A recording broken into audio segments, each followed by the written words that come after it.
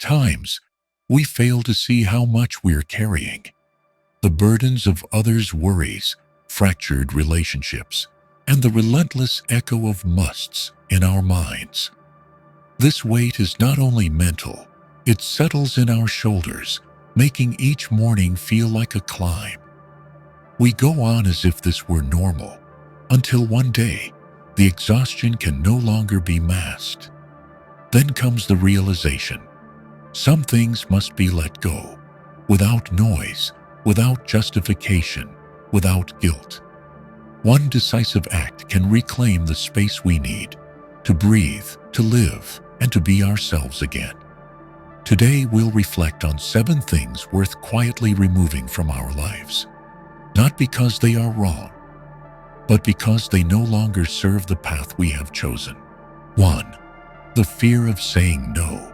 Throughout life, we are often swept into the habit of saying yes to things we don't truly want. Not because we agree, not because it feels right, but because we're afraid. Afraid of judgment, of letting others down, of not being liked. The fear of saying no is one of the mind's deepest invisible chains. It leads us to accept unwanted invitations, commit to projects beyond our capacity, and even condone actions that violate our inner values. Kindness, over time, morphs into silent self-sacrifice. We become faded versions of ourselves, always trying to please, while internally burdened by resentment, fatigue, and disorientation. Stoic philosophy never promotes selfishness, but it makes one truth unmistakably clear. There is no inner peace in a life lived to please others. Stoicism teaches that a person's worth is not measured by society's approval, but by their ability to live in truth, loyal to what is right, even at the cost of being misunderstood or rejected. When we lack the courage to say no, we surrender autonomy. We give up our control over time, energy, and even our integrity, all to preserve a pleasing image in others' eyes. The irony is this: the more we aim to please, the more we risk losing the respect of those we strive to appease. For if we cannot define our limits, no one else will honor them either. One of Stoicism's core principles is living in accordance with nature, not as impulse or selfishness, but as alignment with one's authentic self, without force, without pretense. And sometimes, living authentically demands the courage to refuse, with no long explanation, no defense, just a clear and decisive no. Marcus Aurelius once wrote, "If it's not essential, don't do it. If it's not true, don't say it. If it's not real, don't think it." Simple words, yet they offer a compass for a life of clarity and integrity. In social interactions, this means declining invitations, requests, or expectations that clash with our values. Doing so calmly, without bitterness, without needing to be understood. Saying no isn't easy, especially when it's to loved ones, friends, or colleagues. We're taught from childhood that no is rude, defiant, selfish. But Stoicism does not see no as rebellion. It sees it as an act of awareness, a firm boundary between what ought to be done and what must be avoided to protect inner peace. In today's world, where pace and pressure only accelerate, saying yes without thought may be the quickest road to burnout. Stoics do not chase exhaustion.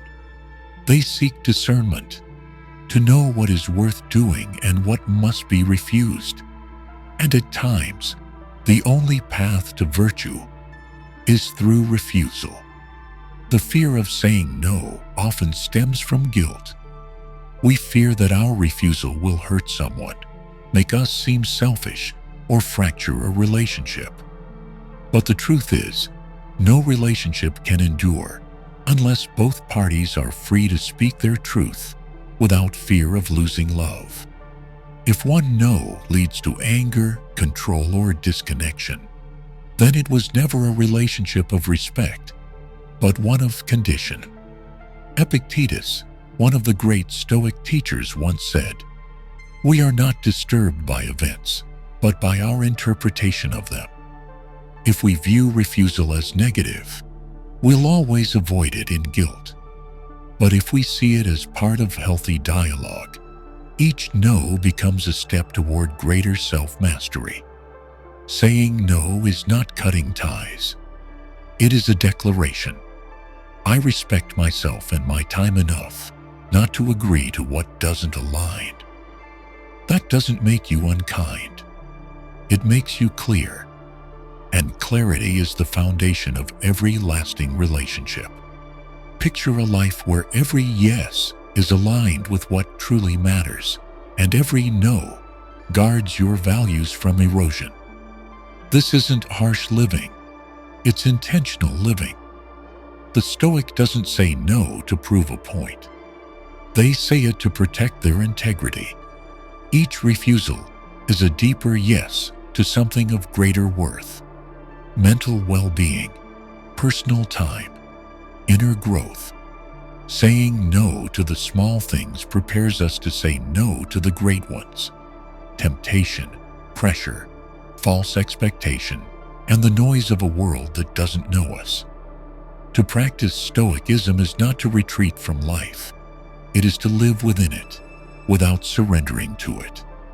And in that journey, the calm, firm, unapologetic no is among our greatest tools. When you dare to refuse, you don't just guard your time and energy. You send a clear message to yourself. I am the one who steers my life. And that, simple as it sounds, is the first step toward freedom. 2.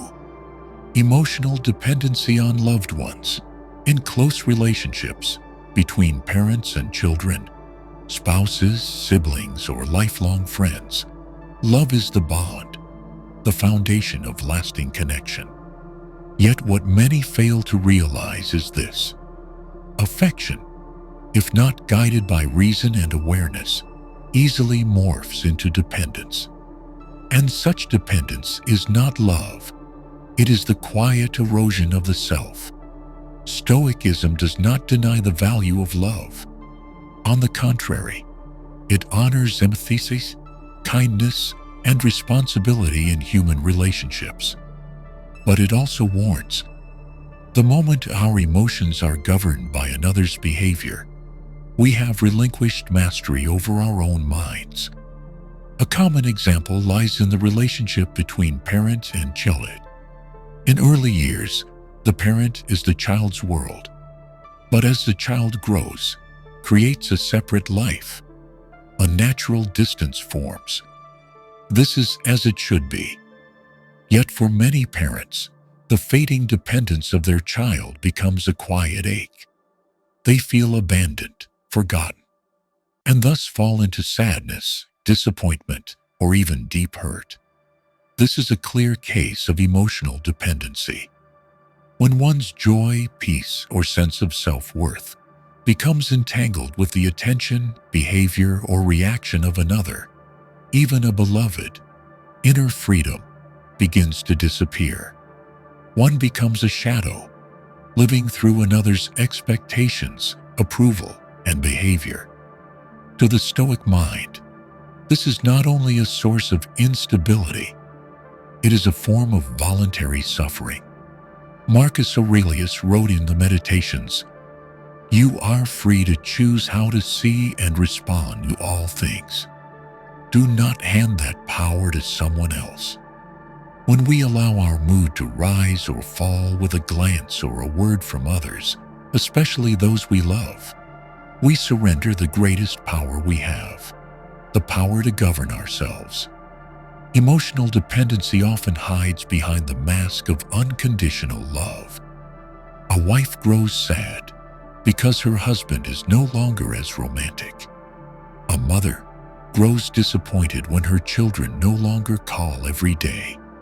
A brother feels lost because his younger sibling no longer confides in him as before. These feelings aren't wrong, but when left unchecked, they distort the very meaning of love.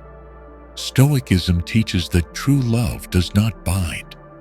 It is presence without possession, care without condition, and the freedom for the other to be fully themselves, even if that means they drift away or no longer need us.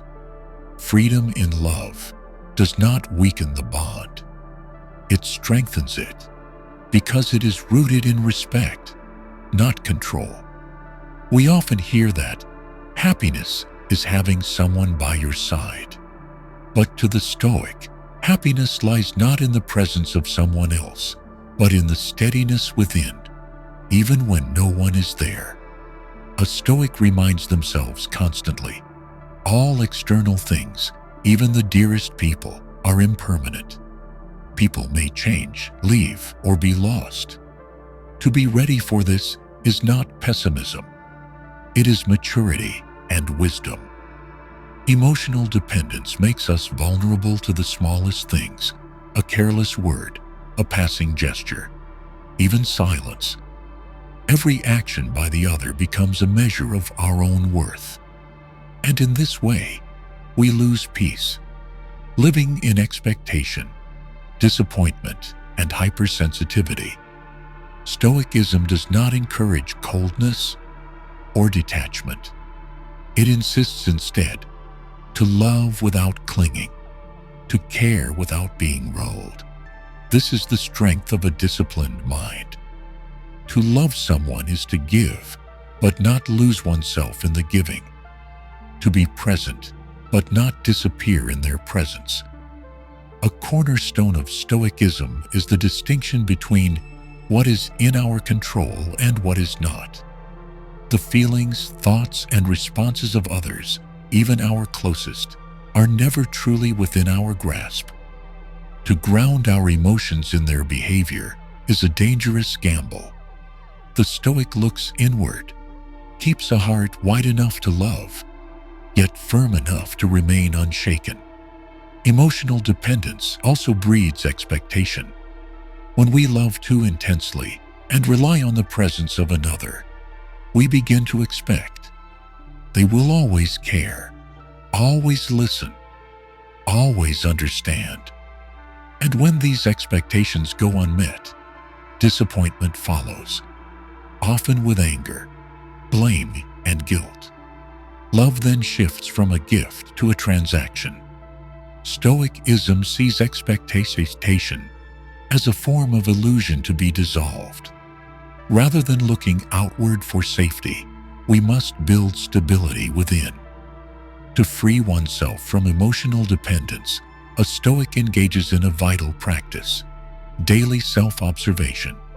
Every reaction, each wave of sadness or anger, every feeling of neglect is a cue to ask where our emotions are anchored. Awareness is the first step toward change. Only by recognizing our dependency can we begin the work of spiritual independence. The Stoic also embraces solitude, not to avoid relationships, but to reconnect with the self. In that quiet, they restore their inner energy, rebalance their emotions, and emerge whole, ready to engage with others without needing them to fill any void. In every relationship, attachment is natural. But when attachment crosses the line into clinging, suffering follows.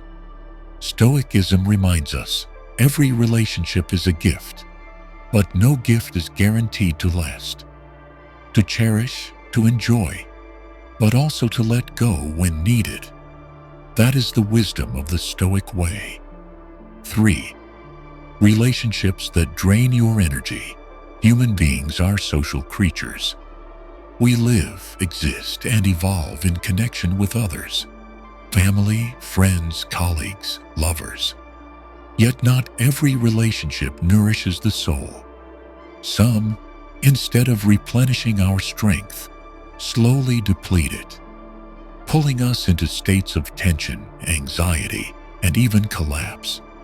Stoicism calls these unhealthy relationships connections that must be re-examined, and in many cases, quietly let go.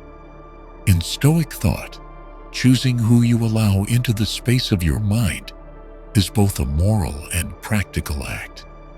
Those we spend time with influence not just our behavior, but also shape our thoughts, emotions, and worldview.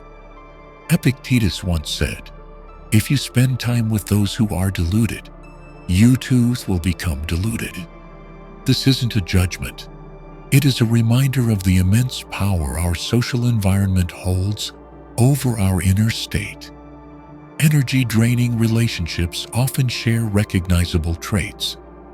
They leave us feeling exhausted after each interaction. It could be someone who constantly complains, someone who seeks attention through their problems, yet refuses to change. It might be someone who criticizes, attacks, sets unreasonable demands, or manipulates us into guilt when their needs aren't met. Another common form of toxic relationship is one-sided dependence. When someone continually leans on us emotionally, financially, or mentally without a healthy exchange, the relationship turns into a burden. The one depended upon feels pressured and trapped, and over time, resentment grows silently. Meanwhile, the dependent person stagnates, never learning how to stand on their own. Marcus Aurelius, the Roman emperor and eminent Stoic, emphasized the need to guard the mind against harmful external influence. In Meditations, he reminded himself daily that he would encounter the ungrateful, the greedy, and the critical. Yet he also affirmed, "No one can harm me unless I allow it." The message is clear. Emotional harm doesn't come from others, but from how we let them infiltrate our mind. Stoicism does not advocate coldness or the severing of all ties for safety. It values deep relationships, those built on mutual respect, encouragement, and true companionship. Yet it speaks honestly. Not everyone deserves a central place in our lives. And if a relationship brings only exhaustion, hurt, and doubt, clinging to it out of history or pity is not a wise choice. The Stoic learns to set clear boundaries, not to create distance, but to preserve inner stability. Boundaries distinguish responsibility from sacrifice, love from self-erasure. Saying no to a relationship that no longer uplifts doesn't mean hate or contempt. It means choosing self-preservation before reaching collapse. Some toxic relationships do not show their nature right away. They are formed through subtle but repeated interactions, being dismissed, receiving veiled criticism, enduring control disguised as care.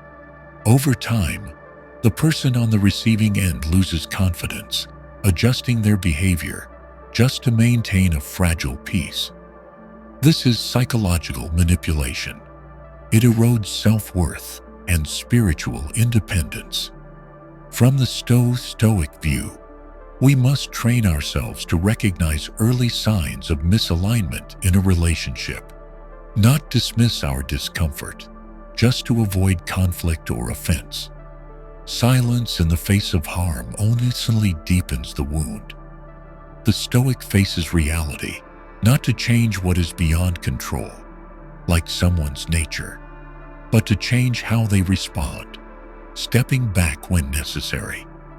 Letting go of a negative relationship isn't always easy, especially when it involves family, deep bonds, or someone who shared life's key moments.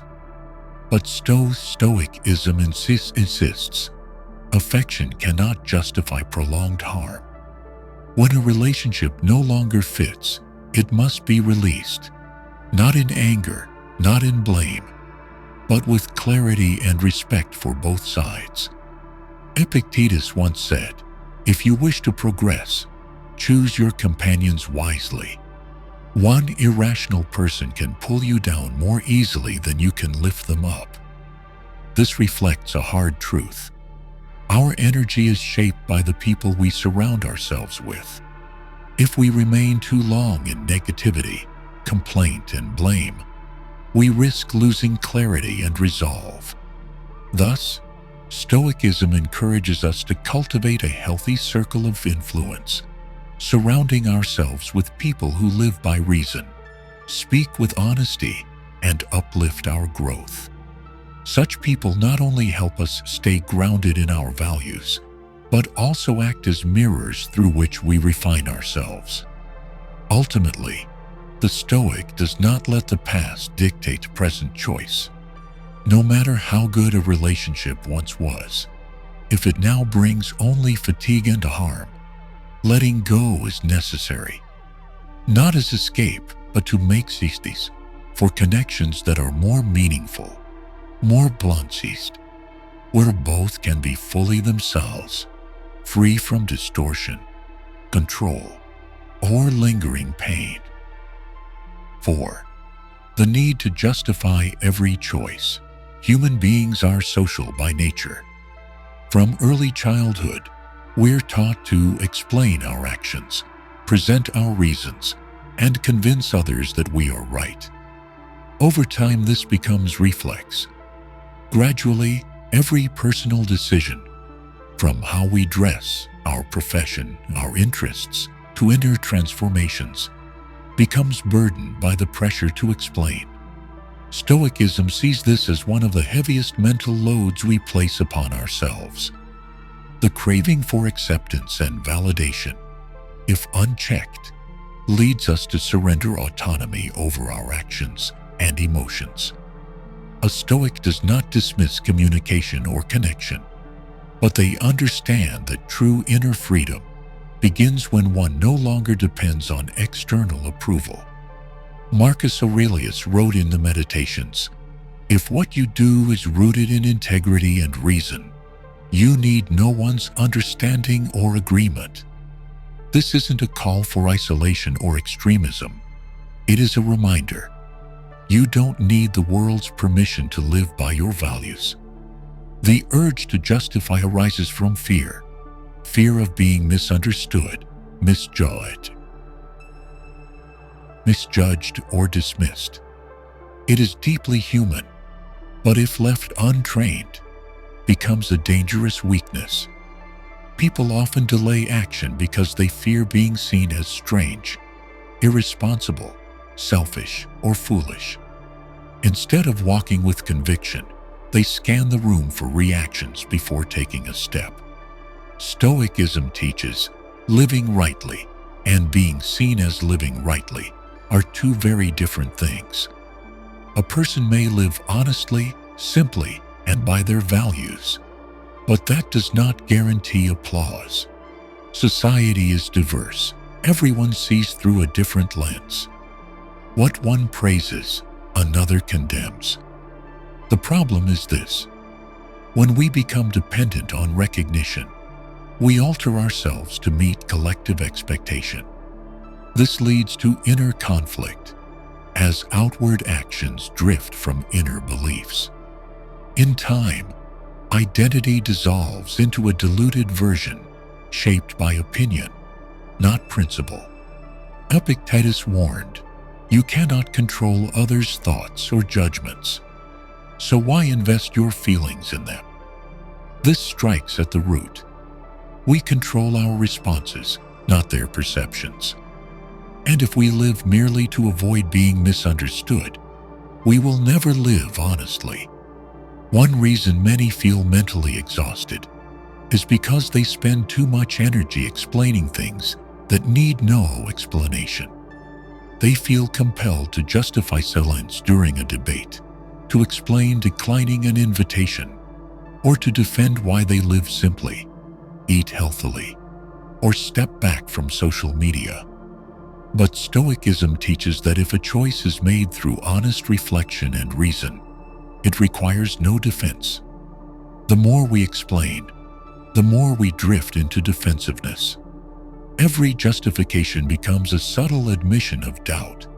And that's what Stoicism cautions against. If a decision is grounded in reason, virtue, and purpose, then explaining it to please others only diminishes its strength. Virtuous action needs no announcement. It proves itself through endurance and effect. In a modern world where social media fuels endless self-display, the hunger for approval grows stronger. People post to be liked, share views to gain support, and grow confused or wounded when met with criticism. Stoicism does not oppose sharing, but insists, speak not to be accepted, but to express value. The Stoic practices strategic silence, not from fear or indifference, but from wisdom. They know not everything must be said, and not everyone deserves an explanation. They choose their moment, their context, and their audience. In every other case, they let action speak. Another Stoic principle is indifference to reputation. This doesn't mean ignoring what others think, but knowing reputation is never the full measure of worth. One may be praised yet lack virtue. One may live rightly, yet go unrecognized. Thus, the Stoic never trades integrity for approval. Once someone overcomes the need to justify every choice, they begin to taste a deeper kind of freedom. It is the freedom to live in rhythm with one's inner compass, to choose not from fear, but from clarity. It is a steadiness of spirit, immune to the noise of outside reaction. In the end, Stoicism does not teach cold detachment or selfish isolation, but it insists all meaningful action begins within, from reason, from virtue, from coherence. And once the inner is clear, silence becomes more powerful than any justification. 5. Carrying the burdens of others. In daily life, people face not only the pressure that comes from within, but are also deeply affected by pressures from others. Their loved ones, friends, colleagues, even strangers. One of the clearest signs of that influence is the tendency to carry worries that don't belong to us. Others' anxieties, others' problems, even their emotions and reactions. Stoicism addresses this issue with directness. We only truly control our own thoughts, emotions, and actions. Any attempt to control what lies outside of that, including the moods and circumstances of others, is a misplacement of mental energy. A Stoic is not indifferent, but they are deeply aware. Empathy does not require us to absorb the entirety of someone else's pain. A common confusion in human interaction lies in the blurring of helping and carrying the load for someone else. When someone around us is in trouble, a friend loses a job, a loved one faces marital conflict, a colleague falls into depression, it's natural to want to support and share the burden. This is a human response, but without clear limits, it can quickly become emotional overreach, where we begin to carry what was never ours to hold. Marcus Aurelius once wrote, "Do not waste what is most precious, your time and your mind, on things outside your control." This is a reminder not just for ourselves, but for how we respond to the troubles of others. If we constantly try to control, intervene, or take responsibility for every problem around us, we will quickly drain our mental reserves.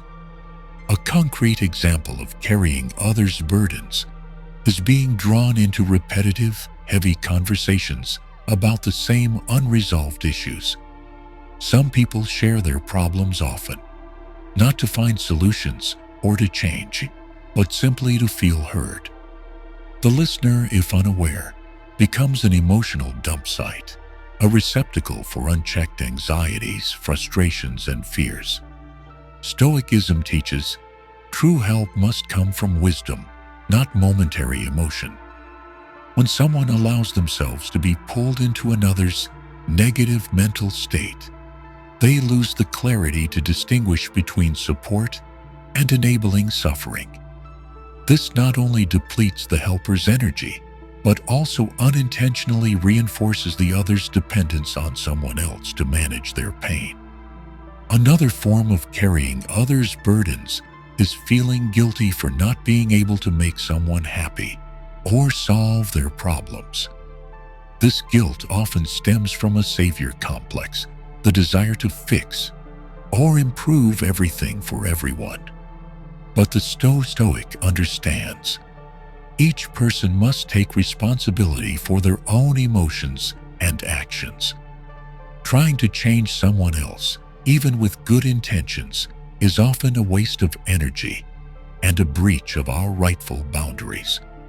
Stoicism calls us to awareness, to know what is ours and what is not. When others are in difficulty, we can be present, we can listen, we can care sincerely. But then, we must return to our own sphere of control, regulating our own emotions, staying anchored in reason, and not allowing another's situations to disturb our inner balance. A clear example is found in family relationships. Parents often carry the weight of worry for their children, even when those children are grown. Every failure, every mistake made by the child, causes the parent anxiety, sadness, and even guilt, as if it were their fault.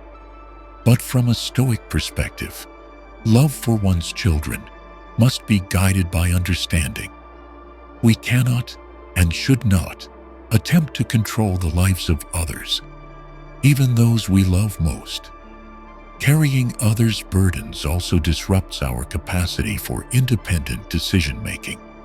When someone becomes overly concerned with others' feelings or expectations, they begin to shape their choices around not upsetting anyone, even when it contradicts their personal values.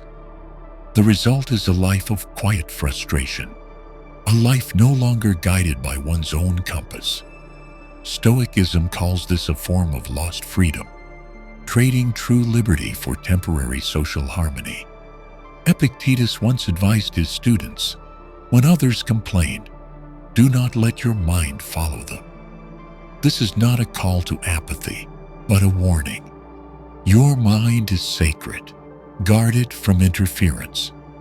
If you allow yourself to drift with others' emotions, you will lose sight of your own, unable to tell what is truly yours and what has been borrowed from those around you. In daily practice, the Stoic cultivates deliberate observation and intentional response. When someone brings a burden to them, they do not react impulsively. They don't rush to soothe, advise, or intervene. They listen, assess the situation, and if appropriate, offer guidance or action within the bounds of their control. Then, they release the outcome, allowing the other to own their choice. A healthy separation between me and the other is essential for a grounded inner life. One cannot sustain mental clarity if each day brings new burdens that are accepted without boundaries. Stoicism teaches that compassion is not the dissolution of self into another, but walking beside them with wisdom. In a world of constant upheaval, negative news, social media chaos, and tangled relationships, people are easily pulled into emotional fatigue. Learning to release burdens that aren't ours is not coldness. It is a rational act, one that protects our energy, sustains awareness, and allows us to help, when truly needed, from a place of strength. 6. The illusion of the former self. Human beings by nature seek stability. In a life full of change, the past often becomes a familiar mental refuge. Beautiful memories, moments of confidence, success, and joy, like a slow-motion film, pull us back to a version of ourselves we once believed was more complete. Yet such recollection, if prolonged and unexamined, can become a subtle illusion, a form of clinging that distances us from the present and diminishes our ability to live fully now. Stoicism views dwelling in the past as a dangerous distraction. The philosophy insists the present is the only thing we truly possess. The past cannot be changed, the future has not yet come, and everything outside this moment lies beyond our control. Therefore, comparing our current self to a better former version is counterproductive. It erodes the value of now. One common sign of this illusion is the feeling that the present self is no longer good enough. People look at what they once had: robust health, recognition, agility, quick learning, appealing appearance, fulfilling relationships, and grieve their loss. Each change is seen as a setback, and the image in the mirror becomes a harsh reminder of who I used to be. Stoicism does not dismiss the value of memory, but it draws a clear line between conscious reflection and blind attachment. Honoring the past is necessary to understand our path. But when the past becomes the only standard by which we judge the present, it distorts self-awareness. In such cases, people cease to live. They reenact an old story without realizing that the current script demands a new role. Marcus Aurelius once wrote, "The life of a man is what his thoughts make of it." This means that if the mind replays past images, emotions, and expectations, the reality happening now fades and gradually loses its meaning. Those stuck in the illusion of a former self are often disappointed, discouraged, directionless, and worst of all, unmotivated to grow. Another form of the former self-illusion is the denial of natural change. Age, experience, and circumstances evolve over time. But when someone clings to the model of who I was and tries to maintain everything as it was, from appearance to lifestyle, they resist the natural order. Stoicism teaches that everything in life changes, and the wise accept this with calm initiative, not resistance. Epictetus emphasized, "It's not events that harm you, but how you perceive them."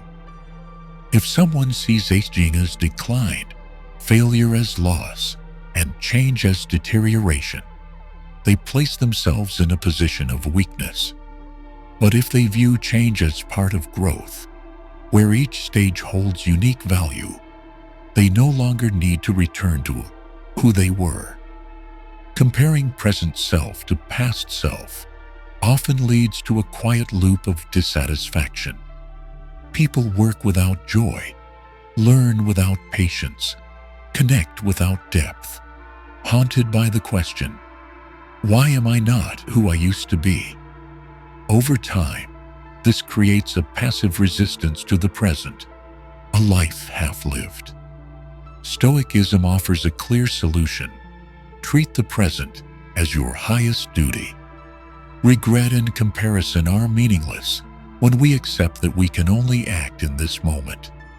The Stoic trains the mind to return to the present, to sense it, to understand it, to move within it, regardless of what yesterday held or tomorrow may bring. Accepting who we are now does not mean settling. Stoicism does not promote resignation or mediocrity. On the contrary, it encourages continuous growth, but from a foundation of reality, not illusion.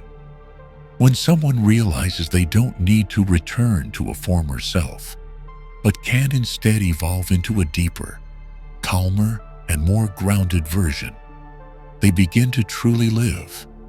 A common example is the accomplished individual who, upon retiring, changing careers, or relocating, feels lost without past recognition. If they try to recreate old achievements, they remain trapped in a cycle of expectation. But if they turn toward the present, they'll see that worth is not in what has been done, but in how they continue to live, to learn, to contribute. Stoicism also urges us to release outdated narratives about ourselves. Someone may have once been strong, brilliant, and vibrant, and that may have been true. But if circumstances, body, and mind have changed, they must write a new chapter instead of rereading the old one. Real strength lies in adapting to the new without losing our essence. Ultimately, the Stoic understands the past should be a foundation, not a prison. What has passed can teach, shape, and inspire gratitude. But if we cling to it as the standard, we will never feel enough in the present. And when the present is darkened by the past, the future never arrives. 7. Objects tied to memories that no longer serve a purpose. Humans are creatures of memory, and memory often clings to the material.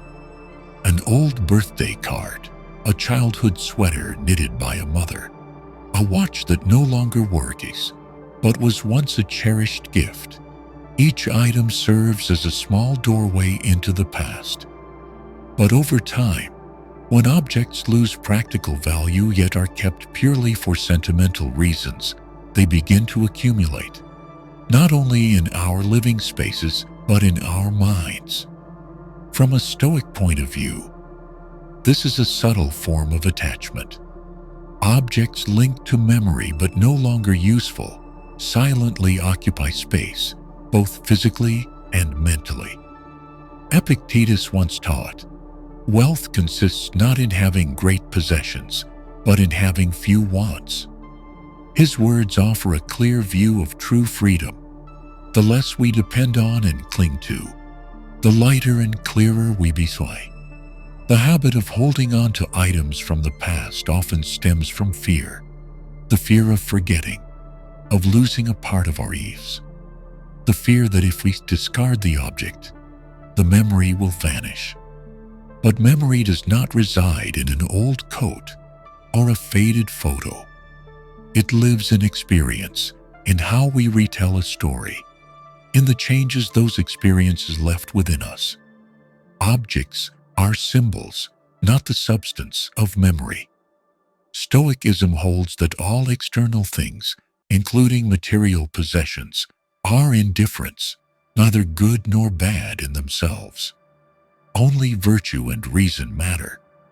When we assign too much emotion and personal value to objects that no longer serve a practical role, we grant power over our emotions to things that have no soul.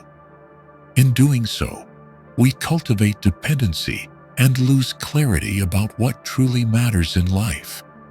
Another consequence of hoarding memory-bound objects is mental stagnation.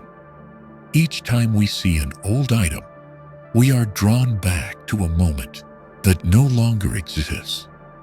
Nostalgia arises, regret creeps in, and self-questioning follows. I used to be this.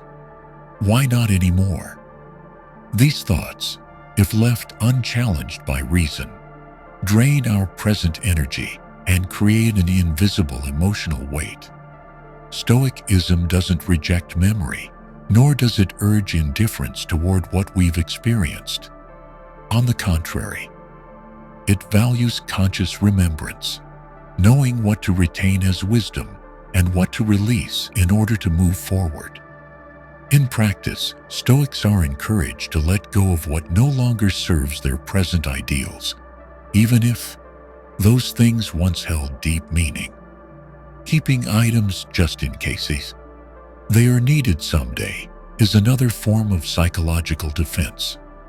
But on closer inspection, Most of what we store in boxes, drawers, or memory bins no longer fits the life we are living. They sit unused, collecting dust, relics of the past, not contributors to the present. Marcus Aurelius once wrote, "You have the power to simplify your life. No one can stop you." Simplicity isn't only about less clutter. It's the release of unseen chains we place on ourselves. When we let go of an object that no longer holds purpose, we lose nothing. We gain space, both in our homes and in our minds, to welcome something new. A common example is an old phone, no longer functional, but kept because it once stored important messages or meaningful calls. But if those memories truly mattered, they are already engraved in the mind. Keeping the physical device does not enhance their worth. It only delays closure and the start of a new chapter. Stoicism also emphasizes impermanence. Everything changes, including the emotional value attached to objects. A gift that once touched the heart may, years later, become a burden, reminding us of a relationship that ended, or a version of ourselves that no longer exists. Holding on to such things is not love. It's clinging to what no longer aids our growth. In Stoic practice, when faced with the choice to keep or discard, one asks, does this still serve the life I'm building? If the answer is no, then letting go is a rational step, requiring no guilt, no elaborate reason. Clarity begins when we distinguish between true value and imagined meaning. Epictetus once said, "We are not imprisoned by walls, but by our unwillingness to open the door." When we keep outdated items solely out of emotion, we lock ourselves in a storage room of memory, where every object becomes a whisper from the past. To open the door of release is to step into the light and recognize the present is the only place we can fully live. Eliminating excess does not mean erasing the past. On the contrary, it honors the past by refusing to let it govern the present. When we choose to keep only what truly matters instead of everything, we strengthen our ability to discern. And that discernment applies to every part of life: the tasks we commit to, the people we trust, the goals we pursue. Ultimately, in Stoic thought, true ownership lies not in how much we possess, but in how free we feel within our own space. And freedom arrives when the mind is no longer tethered to lifeless objects from the past, but wholly anchored in the present, where action, reason, and virtue converge. One thing I've come to realize after years of wrestling with life and contemplating Stoic philosophy is this: all lasting change begins with the smallest things, a single moment of courage to say no instead of nodding out of obligation, a decision to let go of an object long covered in rust, or a quiet step back from a relationship that has drained the soul. We don't need to change the whole world. We just need to clear out the one within us first. Each day, I observe what my mind is holding on to that no longer serves: a lingering fear, a faded memory, or even a social role I no longer wish to play. And I choose to release it, not loudly, not seeking approval, simply placing down what I no longer need to carry. Stoicism isn't a moral costume to put on, but a quiet, resilient way of being. It doesn't ask us to become heroes, only to be honest with ourselves. And when we begin to live that way, little by little, life becomes lighter, clearer, and more profound. If you find value in this journey, don't forget to like, subscribe, and turn on the notification bell so you won't miss upcoming content. This is not just a YouTube channel. It's a space where we strengthen the mind, train the will, and live with greater depth. And always remember, we weren't born to carry everything, only to learn how to walk lightly with what truly matters. See you in the next video.